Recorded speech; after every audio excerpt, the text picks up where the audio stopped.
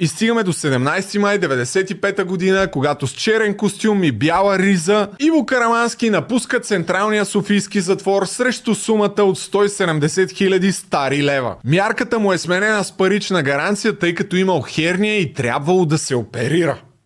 Нашата любима журналистка Светослава Тадаръкова по това време, днес Рудов, била единственият журналист, който го чакал да излезе от затвора. Там е бил, разбира се, и чернокожият адютант Кингсли, дългогодишният помощник от Либерия на Иво Карамански. В книгата си Светослава Тадаръкова пише, че неговите хора били събрали в един плик 1 милион лева, с които да полеят излизането на кръстника. Светослава Тадаръкова е единственият журналист, който успява да го проследи от Централния софийски затвор до хотел Хранков в Суходол, където била щаб-квартирата на Карамански, и не просто да го проследи, а да си уреди дори интервю.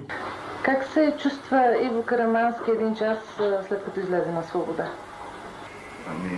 Ще кажа, че първо трябва да си оправя здравето, а второ надявам се да бъда жив и здрав, и то за дълго. Какво означава това? Ще говорите ли?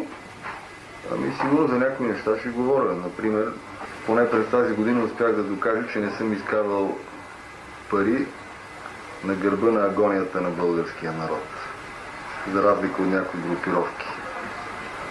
Тук е мястото да отбележим, че Светослава Рудов, тогава Тадаръкова, твърди, че след това интервю с Карамански са си щракнали и са станали изключително близки, като той дори ще й позволи многократно да взима ексклузивни интервюта от него, за да може да създаде документален филм за неговия живот.